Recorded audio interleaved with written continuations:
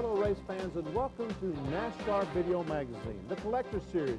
In this, every edition, we take you behind the scenes and to the front row of action in a way not available anywhere else. From my living room, here's what's on tap as we bring the NASCAR lifestyle roaring into your living room. We spend some personal time with Bill Elliott. It's a special revealing visit with Awesome Bill from Dawsonville. We join a NASCAR team and find out what it's really like to be a member of the Over-the-Wall gang in our feature piece, Anatomy of a Pit Crew. Our NASCAR legend is Smokey Yunick, a classic character and pioneer of auto racing. We meet Sam Bass, a talented planner who captures the art of our sport. We visit the other CMS, Concord Motor Speedway, flourishing in the shadow of the Charlotte Motor Speedway. NASCAR's flagman, Doyle Ford, offers an expert's view of what each flag really means. And there's more, much more. But let's get started with our cover story, Fathers, Sons, and Brothers.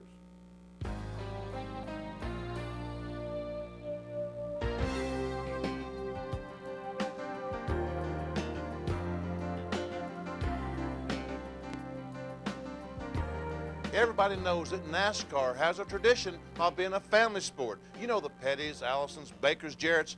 But what do the NASCAR pros think about the family involvement in stock car racing? My grandfather raced, my father raced, so there's been race cars sitting at the race shop, which was right beside the house. I'm 32 years old, and as long as I can remember, they've been there. But I mean, I think this sport caters to families, not only inside the garage area, but fan-wise too. You know, this is a place a guy can bring 2 or 3 kids and enjoy a day at the races with his kids and have a good time. And it's the same way for us. You know, we used to load up in a car and drive up to North Wilkesboro, drive to Charlotte, and it'd be my mother and my 3 sisters, and my father would get out and he'd go drive a race car, and then he'd get back in the car and we'd go home. So I think it's a lifestyle you grow up with. It's what you know the people, you like all the people, you're around the people all the time, and that's what you end up wanting to do. You almost have to have family involved, because if you don't, then you better have a lot of money and a lot of knowledge about racing, because once you learn how to do it, you can hang on to it in a family situation. My experience has been a family operation also. You know, I won a few races on the West Coast, and I was able to share it with my dad and mom, brothers and sister. You know, they're all in victory circle there with you, and yeah, those are nice memories. I think we have a very complicated sport, and I think that the families understand the sport. Your brothers, your sons, your cousins, they understand the sport.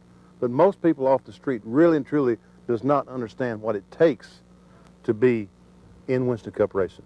If you are a family member, it's not a hard sport to get in. The door's already open. It's not like baseball, where a father might play baseball, but he can't use any pull to get his son into professional baseball, or a basketball player can't use a lot of his pull to get a basketball player, his son, into professional basketball. He has to do it pretty much on his own merits sometimes. Here, you got a little bit of help to get you in the door, and then you have to use your own talent and what you can do to stay inside, but it's just a little bit easier to get into. While being a family member doesn't guarantee success, when a driver makes it into the NASCAR fraternity, many find it helpful to have a family friend nearby. I think it helps out tremendously. You know, anytime you can kind of cry on somebody's shoulder, I guess you want to say, that understands your situation, it's great. You know, racing's a business, but it's like no other business. And that there is ups and downs, and you race 31 times a year, and if you win 2 or 3, you've done real well. So you lost 28. So that's kind of hard to handle, but being close, you can, with a brother or a father or whoever, you can talk to, and they understand what you're going through, and it helps a lot. Really, the racing has made us closer as a family, I think. It is beneficial in a lot of ways. In some ways, you know, you got somebody else out there to worry about sometimes, but it all works out real well, and I enjoy having my brother right down the pit so I can go talk to, and I know if he's running good or I'm running good, that I'm going to get a straight answer from him, he's going to get a straight answer from me. I like it, especially when we have the combination races and Jeff and Brett are there. You know, most of the time one or the other is spotting for me during the race, and it's kind of like having a built-in coach during the race. They can help me a whole bunch, and here at Talladega, Jeff's been here all day with us, and you know, he's got a lot more experience here than I do, and he's helped us with some things and helps pick us up. So, you know, their experience and stuff like that, having them around means a lot. I grew up watching Jeff race, so that doesn't bother me. That was a natural thing. I've done it my whole life. Jeff didn't have that opportunity with me. All of a sudden, I was just his competitor, and it's tough to handle. Well, that's what he always said anyways. I never could understand that, but now that Todd's racing and I've raced against him, I don't like it because he's my little brother. You never change that about Todd and me, just like Todd and myself are to Jeff, younger brothers. So it's tough to get used to, it really is. And it's not, I don't fear for his safety or anything like that. We all accept our sport for what it is. I fear for his ability and want him to do good because I know the disappointment that if you don't perform well, you don't have a good day, what he'll go through. I think that is what I get nervous about. I just want him to do good for himself because I know how bad he wants it, because I know how bad I want it. Michael out there competing makes it a little more difficult for me because I've always, maybe not when he first started, but certainly now, I worry about him. You know, I wish he could win a race, and I want to see him do well, and I really anguish and hurt with him when he has problems and he crashes or whatever. That's the downside to having your family involved. But the upside is it certainly helps to have, in my case, my wife, Jessica, and our new baby, to have them the luxury of being able to take them everywhere I go. Very few professions, whether you're an athlete or in the business world or whatever, very few professions allow you that luxury. And I consider it to be a luxury, and so does Stevie, that we can go to the races together. They can be there as I compete and be cheering me on and encouraging me and be there for me when I need them. The only way you have a family is if you come, because this business is 7 days a week. So if you didn't come on the weekends, you'd never see them. So you more or less have to. You have to bring the kids, you have to be a family sport, or there'd be no family. It's great that my family is involved as much as they are because I get to see them a lot. You know, if I were the only one involved, I probably wouldn't get to see my dad as much, my sister and brother-in-law. You know, it would be kind of down that way. And even my brother is now announcing, so I see him more than what I was seeing him before. So that's the side that is good, that I do get to see them, but I am away from my immediate family, my wife and 3 children. I don't get to see a lot or am not home with a lot. One of the toughest things for NASCAR drivers is the strain their careers put on the family away from the track. But perhaps what's tougher is what can happen to family members on the track. I was devastated. I was standing on the truck, Jeff and Sandy Jones and I, on the back straightaway at Bristol, and we were watching the race. And Michael had a problem, and he had spun. He and Kyle, I think it was, got together, and they had spun, and so they were at the rear of the field. And so we were, I said, watch this, boys. I said, you're going to see something now, because he was running really good, and I knew he would be, wanting to get back to the front. And so when you're on the back straightaway and you're standing on a truck, you don't see the front straightaway. You can only see coming off of turn 2, going into turn 3. You just see basically the back straightaway.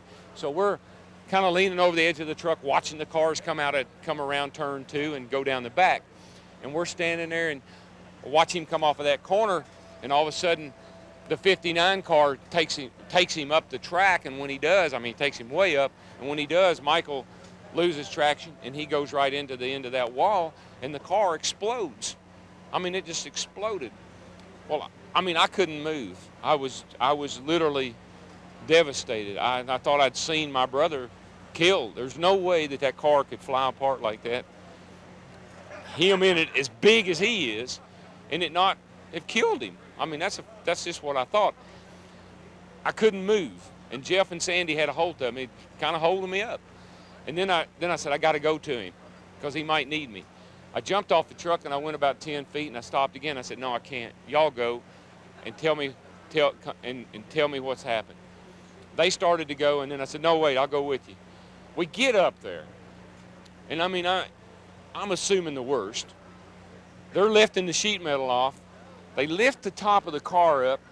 I'm kind of down on the ground looking in the car, and there the big dummy sits. And he's just sitting there looking straight ahead. He's sitting on the ground, feet stuck straight out in front of him. Steering wheel ran up past his head. I'm crying. Michael, you okay? He looks around at me with one of those disgusting looks of like, what are you doing here? What's wrong with you? And, you know, he looked at me and he says, "What's wrong with you?" And I'm like, "I don't know what's, you know, I'm nothing's wrong with me. I'm okay." And, I mean, it was an incredible, you know, thought he was dead and then he was okay. And then I felt like I was a big dummy for acting the way I did. And glad he was all right. I was really never concerned about Phil as far as the physical danger is concerned, except at Talladega when he had that terrible flip in 1982 or 3, whenever it was. And I rode by the crash and saw his car laying there, knew it was his car. And on his roof, on fire, and car was destroyed. That was probably the worst moments I've ever spent in a race car. Here's the scenario. When I went by the crash and saw him, I didn't say anything for about a lap. I mean, I really cried, violently cried, because it looked bad. I mean, he could have been killed. Let's face it, he could have been killed. And I just sat there and cried violently for about a lap, as you would if you saw, you know, your brother in any kind of a situation. And so then I said, okay, I got to get out of here. I got to do some things. So I got on the radio and I said, you got to get me a relief driver. And they said, okay, we're looking for somebody. We're looking for somebody. And we just went along for a couple more laps. I kept out there on the caution lap screaming at them, get me somebody, get me somebody.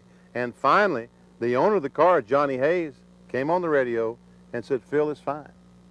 I just talked to him. And he's okay. Which I thought that, I mean, under those circumstances, I felt like that he was telling me the truth, but I said, don't you BS me. You know, tell me the truth. He said, I'm telling you the truth. He's fine. Okay, under those circumstances, I never again basically thought about it.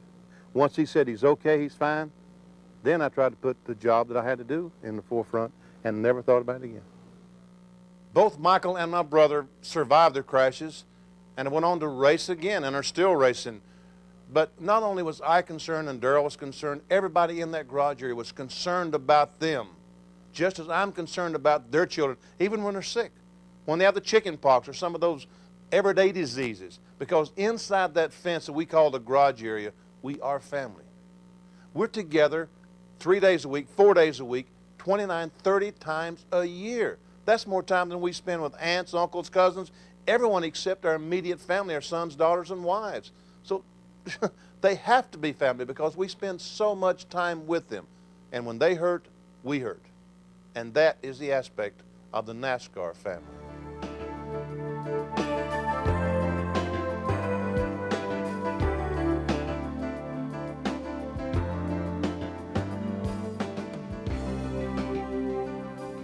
Along with a framming and bamming, there's a certain poetry and elegance to NASCAR racing. A man who captures the art and essence of the sport is Sam Bass.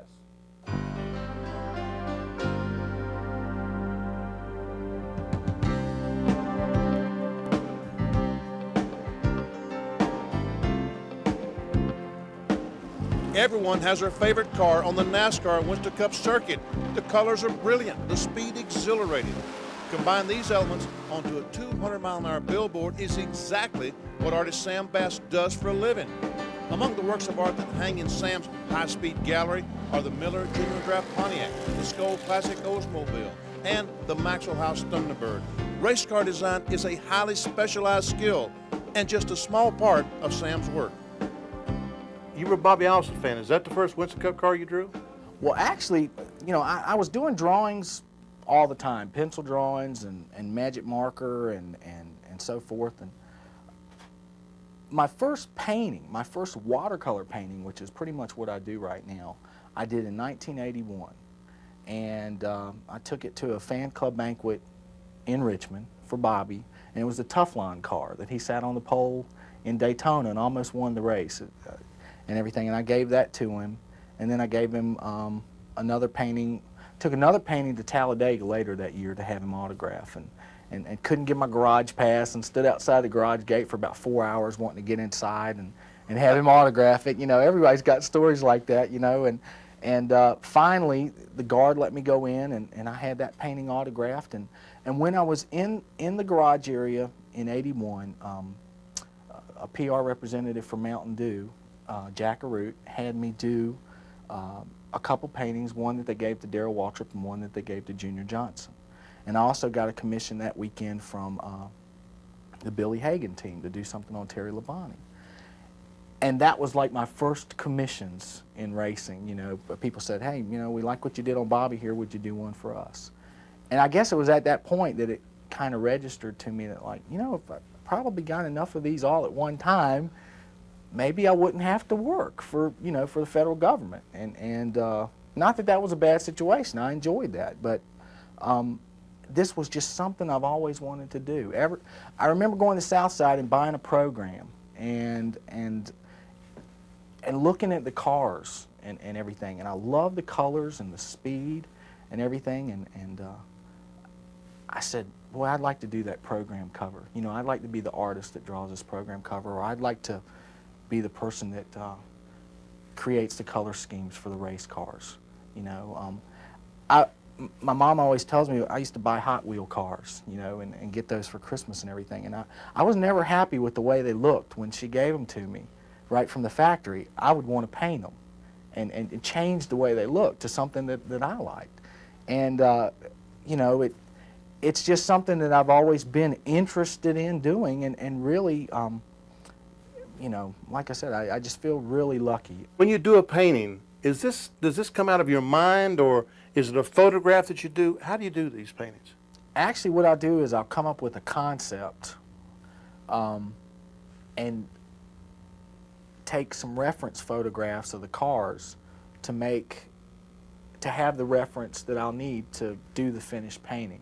I'll do a preliminary, I'll have an idea or something, and I'll sketch it out how I kind of want it to look.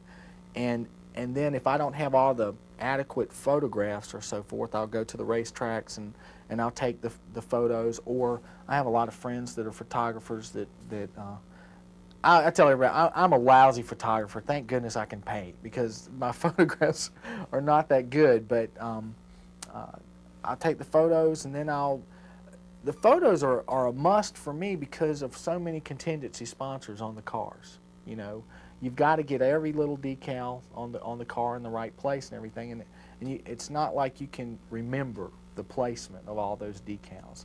So, you know, I'll take the photos for the references of the angles and so forth and all the proper decals, and then I'll use those to kind of come up with the drawing and detail the painting out and finish it. Okay, which one do you enjoy the most, doing the paintings or designing the cars? I enjoy all of it. I mean, I really do. It's a different technique and application as far as the projects. You know, the car designs, I'll do 4 or 5 renderings of what I think the car should look like, and then I'll send it up to the corporate boardroom or whatever, and normally, you know, they'll evaluate it and make changes or whatever, call me back, and then I'll send something else up there and everything. And that is, I probably get a lot of input from a lot of people on the car designs. Normally, you know, very, very few times is it the first time out of the box the way it ends up looking. You know, the Skull Classic car that I did for Rick Mast, I did one drawing of that car. I sent it over to Johnny Hayes at U.S. Tobacco, and they said, man, this is it. So they faxed the layout, and we had approval in 30 minutes, and within 2 hours they were painting that car, and it was like, you know, I was standing there with my mouth open. I couldn't believe how easy that one went. Some of the other ones, you know, I might do 12, 13 renderings before you finally hone it down. And there's little subtle changes and stuff that are made. You know, we'll make this decal bigger, we'll make this a little bit smaller, we'll lower this stripe or whatever, we'll change these colors of the wheels. And so there's a lot of input, you know, on that. The artwork, when I'm commissioned to do an original painting for a poster or a advertisement layout or so forth, normally I'll come up, they'll give me more creative license, so to speak, on that. They'll say, well, you know, do us a painting of Dale Earnhardt, a championship commemorative or whatever. So I'll pick 3 or 4 renderings, you know, do 3 or 4 rough layouts of the thing and send them up there to them, and they'll normally pick 1 of the 3 with very little changes on it, you know. The cars, there seems to be a lot more input. You've got the team owner who wants to get his input in. You got the driver, you've got the sponsor, and all their various corporate people and so forth. And with the paintings, it's more kind of my creativity on the paintings. Sam, you don't do all these paintings by yourself, do you?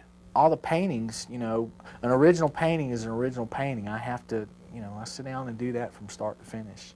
But it's something that I really enjoy. You know, I look at it as like a 200-mile-an-hour painting. When I go and see the car running around the track, you know, that's just an application. The only difference is it's not on a piece of canvas or a piece of illustration board. It's on a race car.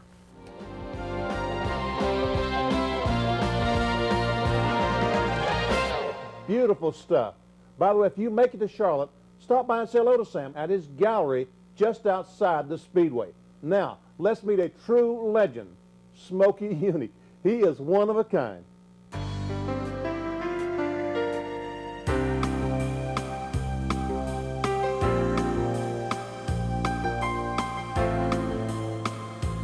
Smokey Yunick was an innovative NASCAR car builder in the 50s and 60s. And to this day, he still runs the best damn garage in town.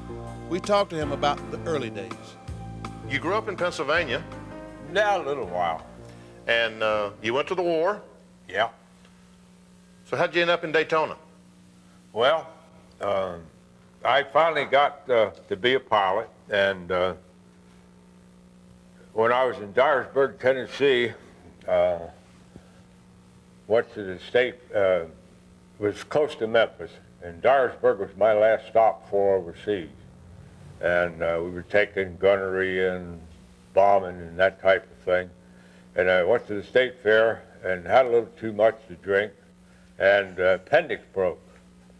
And the Air Force had a rule, said that if you have an operation of that type, you can't go overseas for X number of days or months. So they made me an engineering test pilot, which is a fancy sounding thing, but a really kind of very boring job where kind of you took an airplane that was overhauled and flew it around for 8 hours and wrote down what all the numbers were on all the gauges. And since that became so boring, I started figuring out places I could go and get back in the 8 hours or so that I had, and Daytona was one place I picked. And when I flew over this place, it was such a beautiful looking place.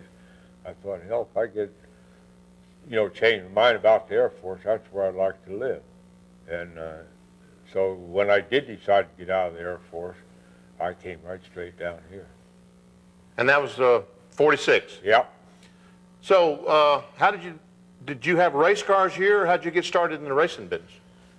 Well, no, I started here working on cars and trucks and heavy equipment. And we had a local racer here named Marshall T. And Marshall was probably as good a mechanic as ever worked on a race car. And he had another talent. He was about as good a driver as there was around. So that's quite an advantage to be able to build the car and drive it both. You know, you could really figure out what was wrong in a hurry. And he had a habit of building race cars that were 100% perfect, and on the day of the race, he'd still have 10% undone. So he'd end up the last couple of days throwing everything in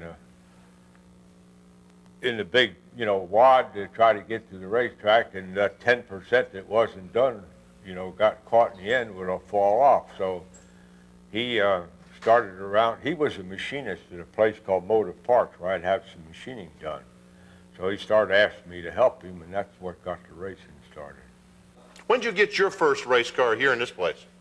Fireball worked at Motor Parts also, and that's using the word loosely because Fireball was allergic to work.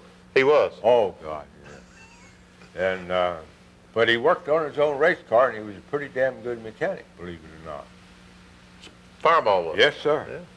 Not bad on engines and as good as anybody on the rest of it. But he also made it his life's work to figure out how to get somebody else to do the work. And you end up being that person. For a while, and it's modified. When you look at racing today, it's unbelievable. Can you compare it to, I mean, it just, how do you think it grew so fast? No. I said that if I was a racer, these guys today ain't. And if these guys are racers, then I never was a racer. So it's a difference of day and night. Now, I'm not saying that to indicate that I think what you're doing today is wrong. But what you're doing today is totally different than what we did yesterday. What racing was born with has changed. There's no way to compare who's the greatest driver or who's the greatest anything or what was the best car, because there were two totally different subjects in the way that the thing was handled. And apparently what they're doing today is good. They get more fans all the time. They please them. And for example, I would work all week to get an edge on you for next week. But today, if I do, then the week after that, I'm going to get penalized, because the new philosophy on racing is that we want everybody the same speed. And I think that from the fans' point of view, it's probably correct. You want wheel-to-wheel racing down to the last inch of the race.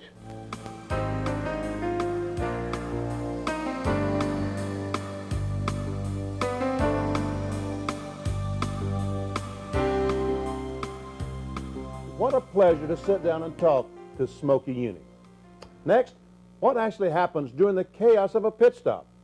In our two-part feature, first we'll look at the role each man plays when they go over the wall, as we join Rusty Wallace and his Miller Genuine Draft team.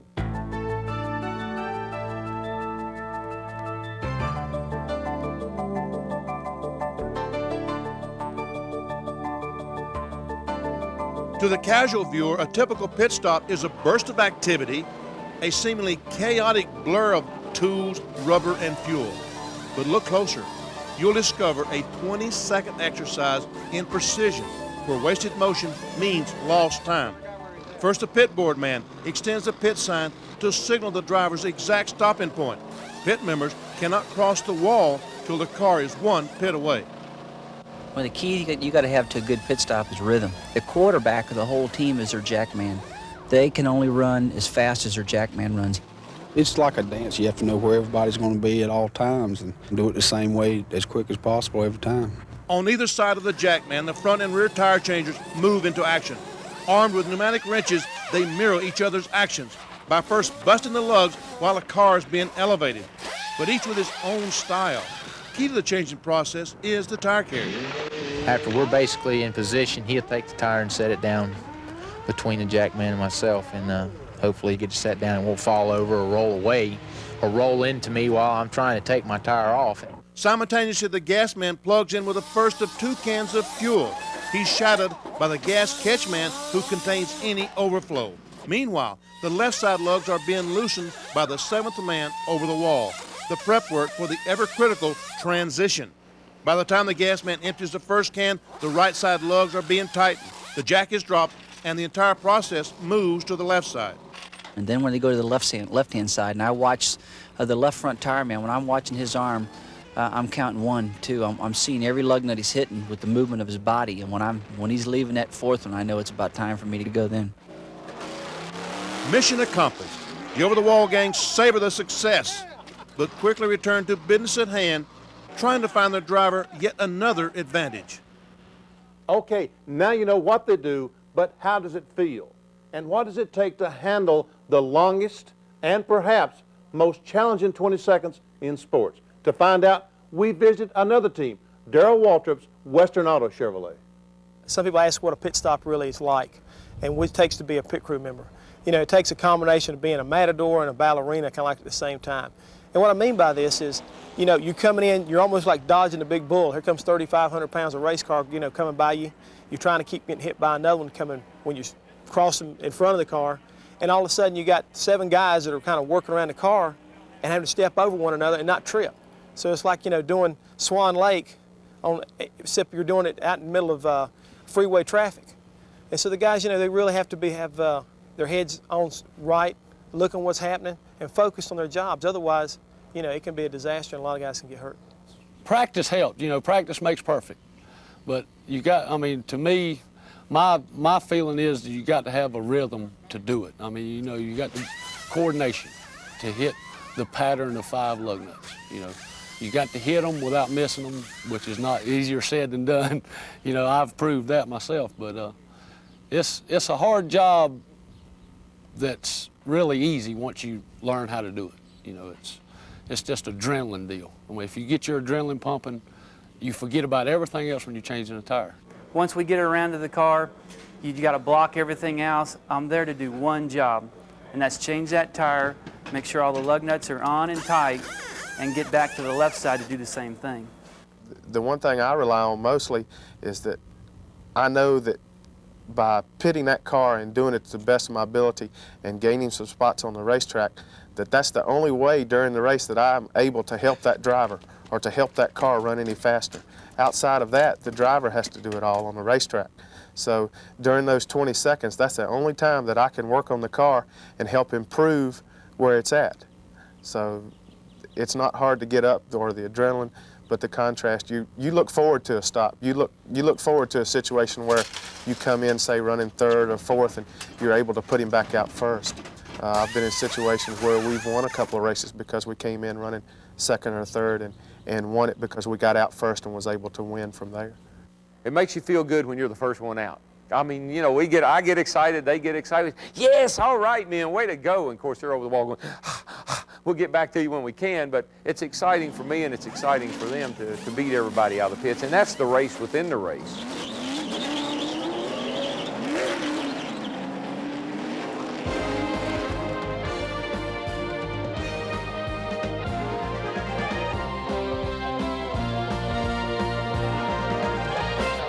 Man, those guys are a special breed. Take it from me, they're critical to any driver's success, and they are the unsung heroes of our sport.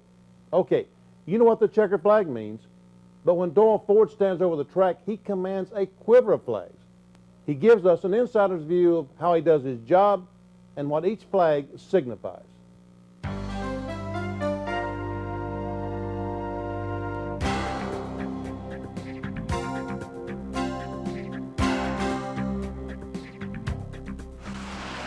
During the course of a Winston Cup event, many things can happen. A slower car runs in front of the leaders. A car spins, causing confusion. A penalty is enforced on pit road. All of these things are represented by a flag, and the man who flies them is Doyle Ford. The green indicates the start of the race. After the green, the most used flag from then on is what we call the layover flag, which is the blue flag with the yellow stripe. That is given or displayed to cars that are being overtaken by faster cars. When you give the move over flag, is that something that the tower tells you, hey, let's tell a slower car to get out of the way? Is that how that works? Yes, most of the cars obey the flag. When they there's 2 ways that I display that flag. Number one, if a car is in the lead lap and being overtaken, say, by the leader, it's not fair for me to instruct the car to move over and let the leader by, because they are both running in the same lap. So what I do is just spread the blue flag with the white, with the yellow stripe in it, and just hold it and point behind the driver. And they know that that's telling them that they are being approached by one of the cars in the lead lap. Once the leader passes him, that puts him a lap down, then I actually move the flag. I actually work the flag and ask him to move over. The majority of them do that. Now, if they don't do that, we have 2 ways of doing it. We can either go, the tower can go by radio to the official on the ground, work through the crew chief, and tell him to move over, or we've got a black flag that we'll get into in a minute, and that expedites the thing quite well. If we have the unfortunate occurrence of an accident or there's debris on the track, you display the yellow. That is the yellow. That only tells the cars to slow down, hold their position. They cannot pass, and they do that real well because they know that there's a danger out there, and obviously they don't want to add to the situation that's already there. If the situation gets too bad, such some type of delay or something that's going to make it extremely dangerous to the cars in the field, we'll put the red flag out. That stops the race. They physically stop on the racetrack. The black flag I mentioned, of course, that is not a disqualification flag, as a lot of people think. It is merely a flag that tells them to go to pit road. It could be for an infraction of the rule. It could be for something that's dangerous, either to the driver in that car, or that car could be presenting a danger to other cars. So it doesn't mean that he's just disqualified, and it doesn't mean he's going to get a penalty, other than the fact he does have to go to pit road. That in itself is a penalty of sorts, but it's not like a procedural penalty. If the driver does not obey the black flag, then we have another black flag that is only used at the discretion of the race director, who most of the time stays up in the tower behind me. And this is a black flag with a white cross on it. Once he tells me to display that flag, the scorer picks up the scorecard on that car, and not only is he running for nothing, he's also running under a penalty. Sundays, Doyle takes his perch and scouts the track, but his week is much longer than what you see at home. We all get to the racetrack on opening morning, whatever morning that might be, whether it be Wednesday, Thursday, or Friday, and we actually start our activities about 5:30 in the morning. That 5:30 till somewhere around 6 o'clock is used for our preparation in the garage, getting ready for the teams to come in. At 6 o'clock, the teams are put in. The way that is done, it's one of my responsibilities to take the truck that I drive. It's a pickup truck that's got the fire equipment on it that belongs to NASCAR, and it's got a CB radio in it. And I get on the CB radio on channel 15 at every track we go. All of the rigs that haul the car, the transporters that haul the cars, they know to put their CBs on 15. I will take the list of points through the last race, and I put last year's champion in first. Then we start with the highest point man and go right down the list by points.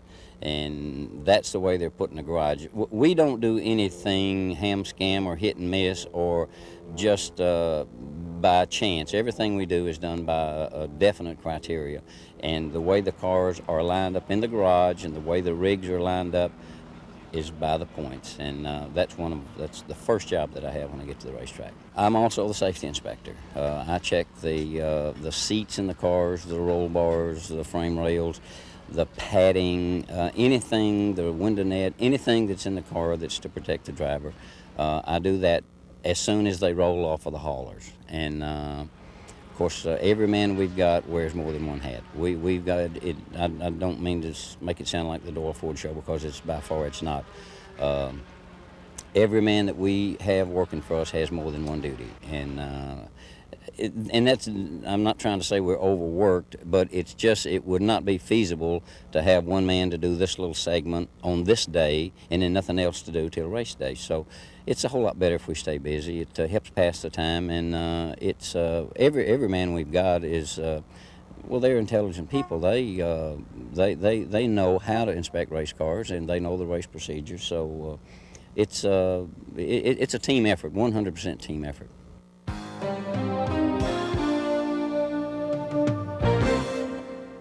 In the shadow of the famed Charlotte Motor Speedway is the other CMS, the Concord Motor Speedway.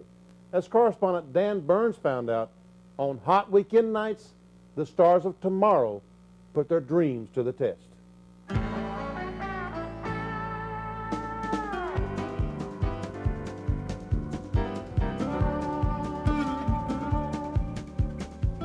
Hello everyone. For those of you who haven't visited here, this is the Charlotte Motor Speedway, considered one of the gems on the NASCAR circuit, and all the legends have raced here. Men like the Pettys, the Allisons, the Bakers, and stars of today like Dale Earnhardt and Bill Elliott. But all these great racers have one thing in common. They've all started at one of the many thousands of small tracks around the country, and there's one just down the road. It all starts here at speedways like this one, the other CMS, Concord Motor Speedway. It's a typical Friday night, a night where competitors like these reach for their dreams. The tracks are called bull rings, and the competition is as good as any you'll see. On any typical Friday or Saturday night, dusk approaches, and as it does, the blood starts rising, the crews bring in their cars, and the drivers get ready for a night of speed. All of the competitors have one common bond, a love of racing. For some, though, it goes beyond racing. They view the series as a springboard into the big time.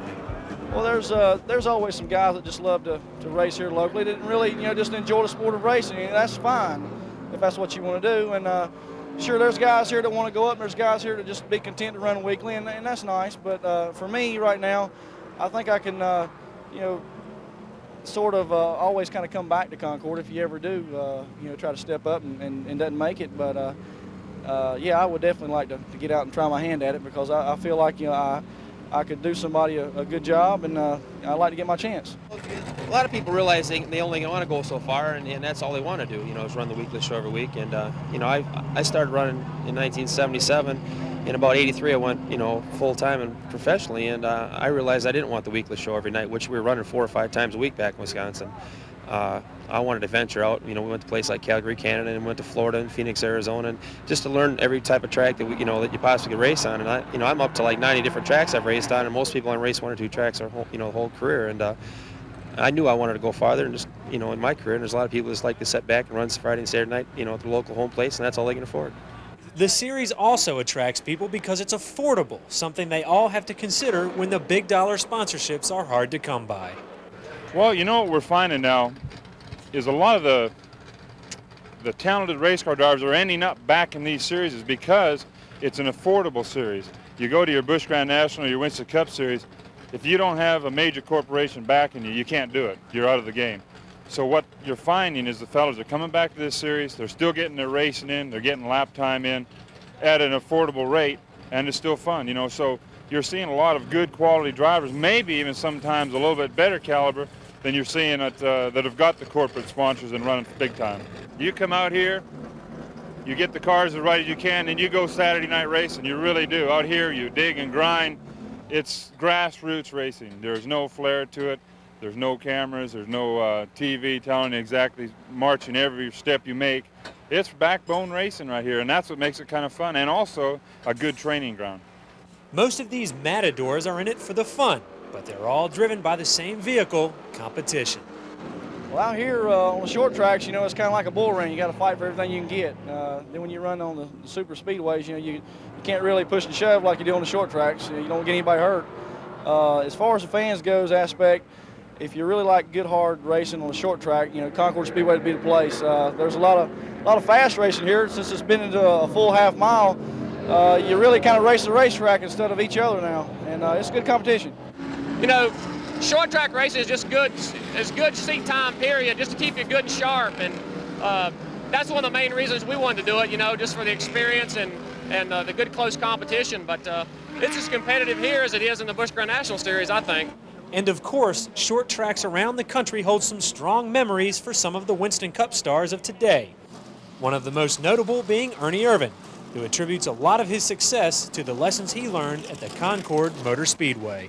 It's really good. It was dirt when I first started racing there, and just a beautiful facility. It paid pretty good money, raced 2 nights a week, and a lot of competition. And that's what you need when you trying to make a name for yourself. And everybody looked at Concord as one of the tough places to win, and you had great racers like Freddie Smith and Jack Pennington. A lot of the good dirt racers raced there, and went there and started racing on the dirt, and they paved it, and it kind of went right into my territory. That's all I'd ever raced before, so we had a lot of fun there.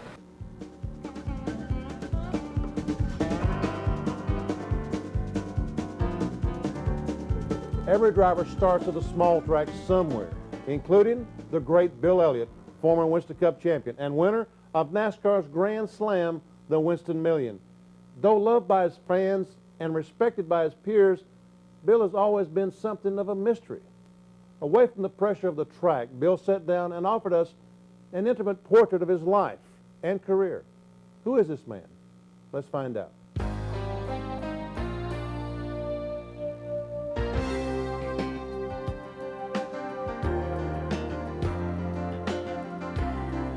Bill Elliott does everything he does with a lot of thought, a lot of finesse, and 100% professional. I really like him a bunch. He's a good guy. He's fun to race with, but he's a lot of fun to be around. Of all the racing that we've done together, and we've run together many times, I know that he respects me and I respect him. And I know that he will he will do everything that he can to beat me, but by the same token, he will not do anything crazy, unethical. In other words, I can depend on him. Just a Georgia boy, you know, country boy, and country boy made good. Country boy made good is an understatement. Bill Elliott has everyone's respect, and rightfully so. Growing up in Dawsonville, were you a fan of racing? I mean, is it something you enjoyed and followed as a kid? I was a fan of short track racing. But I not didn't know. necessarily. NASCAR was a foreign entity to me. I followed dirt racing around home left and right. I mean, my father ran a little parts truck that went to the races, and we went Friday night, Saturday night, Sunday evening, and Sunday night every weekend. And I mean, I was a fan of dirt racing or racing in general. You know, and then I never really knew much about NASCAR until I started running it some. So then I, you know, learned then, you know, more of the personalities behind the names. You know, you always heard of Yarborough and Petty and Pearson, you know, and some of those guys at that particular time when I was growing up as a kid, but never, you know, to me that was like somewhere overseas, you know, it didn't happen here. So then how did you make that, I mean, so you go all the Dixie Speedway and all that, then how did you guys just say, all right, well, let's go try NASCAR? Or? Well, my father, Daddy always wanted for us to run that because he ran it, but, you know, he didn't drive, but he always had cars. And he went, while they had cars that went to Daytona in the early 60s and ran the sportsman races. He carried 2 cars down there and stuff.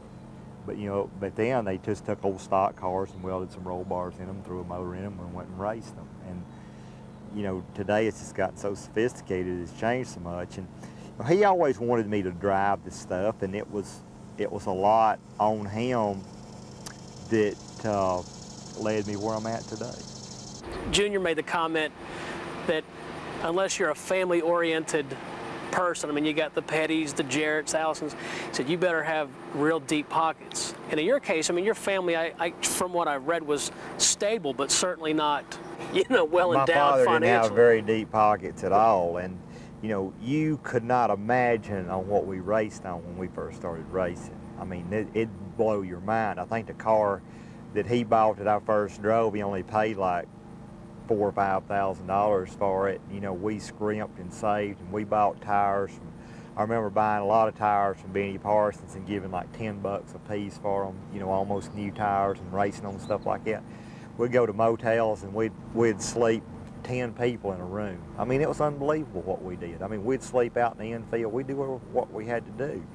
You know, you look back on that and you try to do that today, and with the amount of competition you got today, you couldn't accomplish the same thing as what we accomplished that day. But it at least helped get me laps on the racetrack. They weren't competitive laps, but at least was getting me seat time. And then I was able to build around that. And then whenever we met up with Harry Melling, it was the biggest key in my life that helped turn my career into going either one way or the other.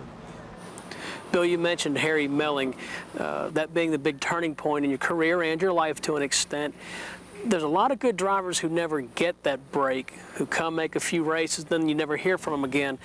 Had you faced that reality if you had never met a Harry Melling? Yes, and you know, I totally understand that, you know, and I tell a lot of people a lot of times that I'm a very fortunate person to be where I'm at, to be able to have made the steps, you know, and open that door and yet go through that door into the next step of my career.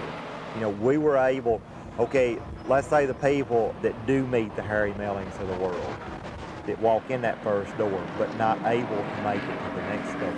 That's where we were able to make it. And then we got through that door, we were able to make it to the next door. You know, so we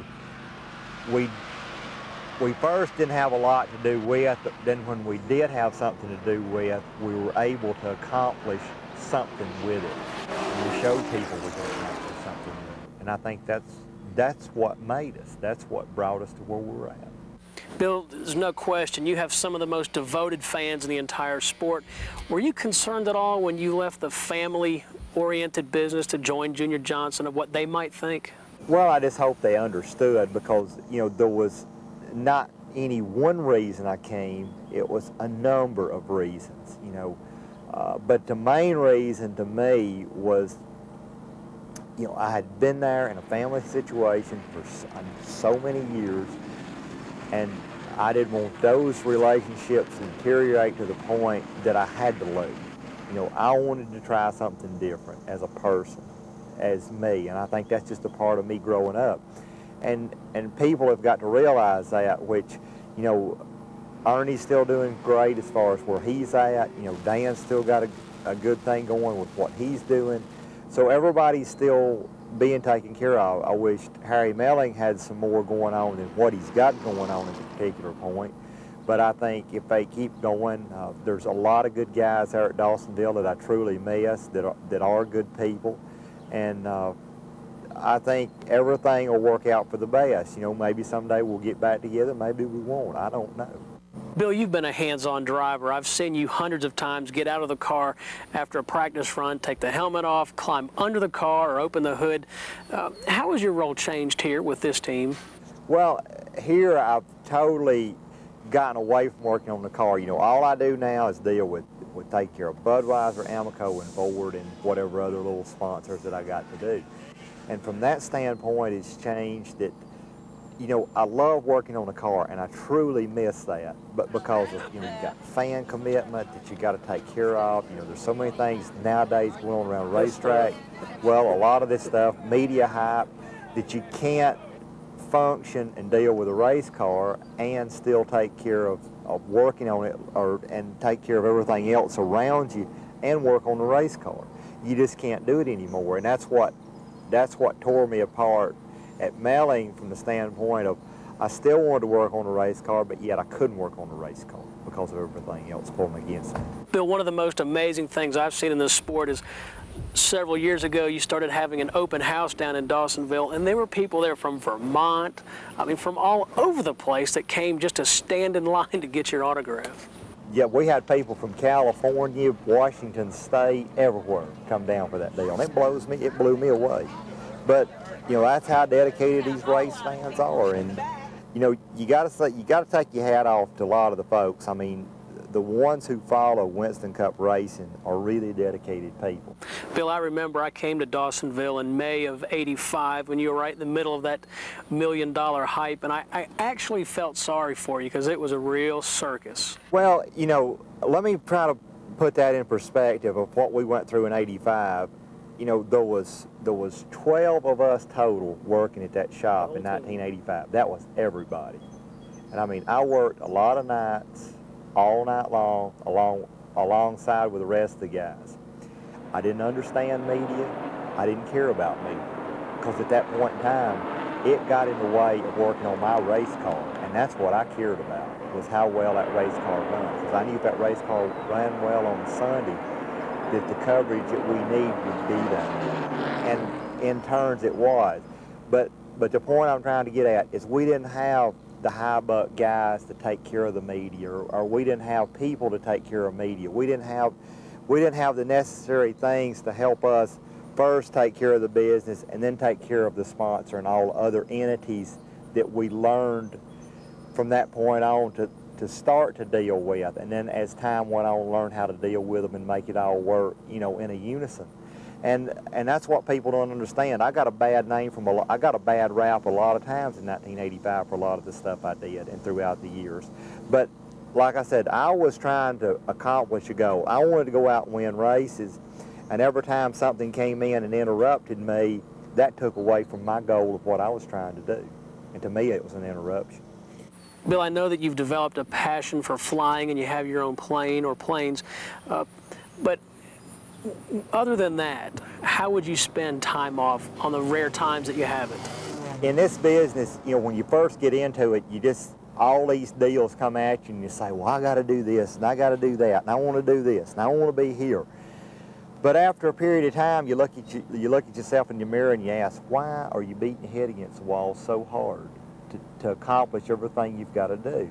You know, it's a point of, you know, now I'm trying to get some personal time. You know, take care of my daughter, take care of the things that I need to do, and have a little personal time for myself. And that has helped me more than anything. And then when I go back to a racetrack, I'm more relaxed, I'm more focused on what I need to do, and I can deal with all the circumstances a lot better instead of just going and going and going and going and thinking I got to get it all today and there won't be a tomorrow. You know, I get around a racetrack and I try to get so focused on what I'm doing, I block a lot of other things out.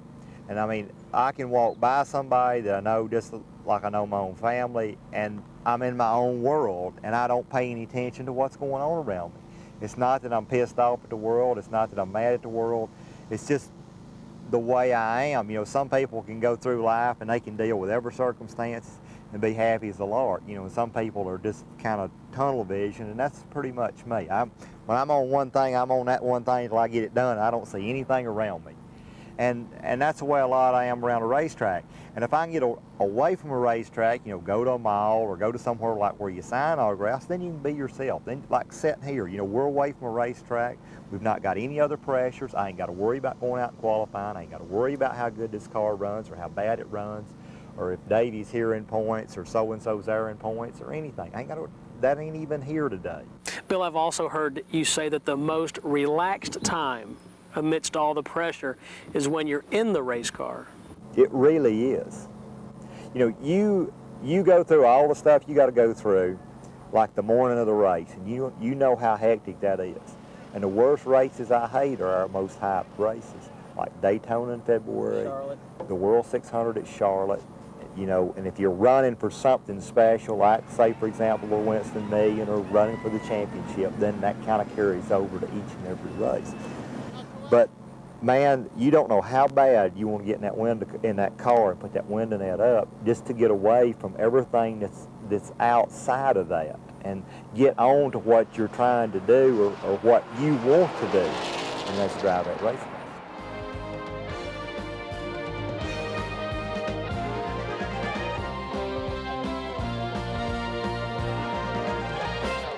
There is a man very comfortable with his life. Well, that about wraps it up for this volume of NASCAR Video Magazine. Thanks for joining me here in my home and inviting me into yours. Remember, this is your magazine. Please write me at this address and tell me how we're doing and what you'd like to see. And hey, if you shot something interesting with your home video camera that you think race fans would like to see, send that to us. I'm counting on hearing from you. Well, thanks for joining us, and we'll see you on the next edition.